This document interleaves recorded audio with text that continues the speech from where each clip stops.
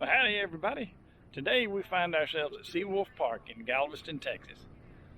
I was coming down here to do a video on the destroyer escort that's here, the USS Stuart, one of only 2 destroyer escorts left in the world.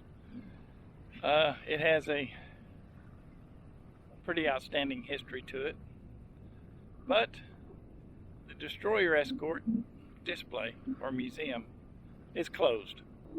But however, the submarine USS Cavalla, which I already have videos on that, but I'm going to go into the USS Cavalla and do a short little video on the torpedo trigger that sank the Japanese aircraft carrier Shokaku. YouTube has introduced a new button under the display you're currently looking at. It's located right down here. The button says thanks with the $sign next to it. That's so viewers can donate, if they so choose, to the creator of the video. You can do it in increments, $2, $5, $10, and $50.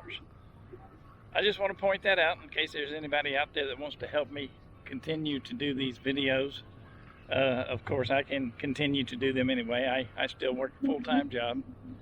Although anything anybody could contribute to help me out would certainly be appreciated. Matter of fact, I'll give you a shout out in my next video. And if you do that $50 donation, I'll do something special. Don't know what that is yet, but you'll like it, whatever it is. All right, I appreciate anybody that uses that thanks button. Now let's get on with the show. Seawolf Park is not only home of the USS Cavalla, the USS Stuart, but the park is also the home of the SS Selma, which you can see in the background.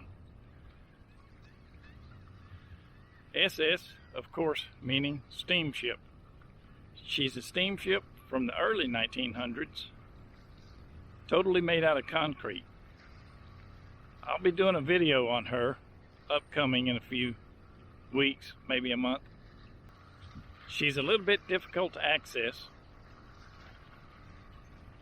because she's way out there. Only access to her is by boat, or in my case, by drone. And that's how we're going to be taking a look at her. So watch for that upcoming video. The Japanese aircraft carrier Shokaku, one of the 6 aircraft carriers to take part in the sneak attack on Pearl Harbor.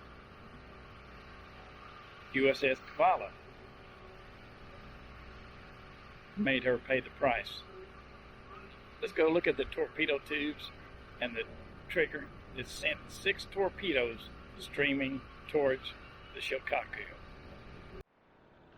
We are in the forward torpedo room of the USS Cavalla.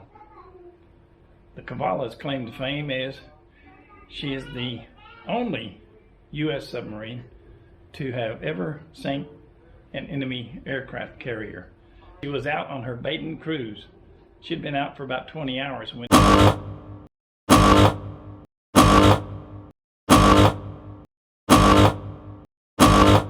she spotted the Shokaku. Instead of attacking, she submerged, waited, came up, reported the location of the Shokaku and her task force, which was already gone from the area. Then she went hunting, trying to find the Shokaku. She ran across her again. This time the captain called for a salvo of 6 forward torpedoes to be fired at the Shokaku. They were fired as the Cavalla was diving at 8-second intervals. The crew heard 3 hits, all at 8-second intervals. Japanese destroyers started hunting the Cavalla. She was depth charged, I believe it was 119 times, with 57 depth charges, coming dangerously close to the submarine. Here's a quick look at 2 of the 6 forward torpedo tubes. Right next to it, we've got the actual trigger that fired the 6 torpedo salvo, that 3 of which struck the Shokaku aircraft carrier.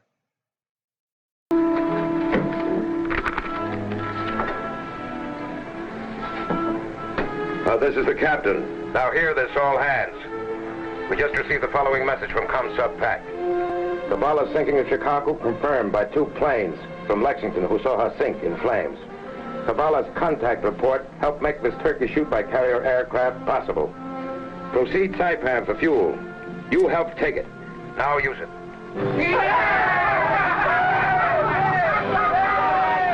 And now it gives me great pleasure to present to you Captain James B. Castler, retired, who is a navigator of the Cavalla. It's good to see you again, Jug.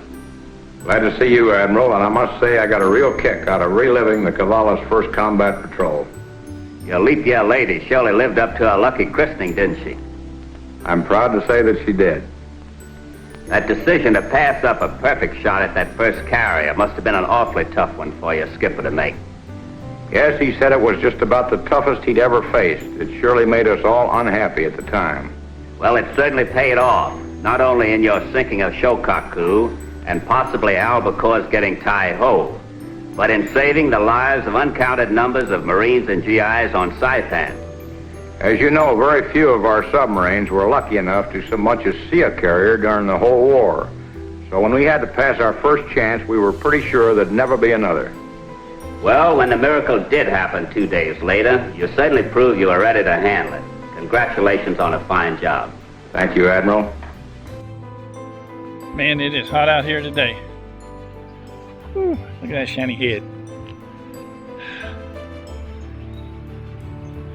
I'd appreciate it if you give me a like, thumbs up, and share the video. Well, I gotta get this thing back on. I'm gonna go blind. And if you don't mind, I'd really appreciate it if you use that thanks button underneath this video. Located, I think, right about there somewhere.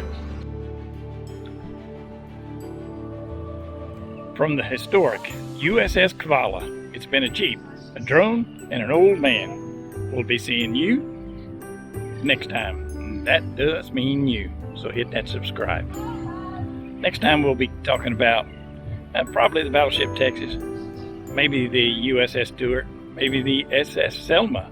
You just never know. We have to get on, we have to get on. We have so much time and so little to do. Strike that. Reverse it.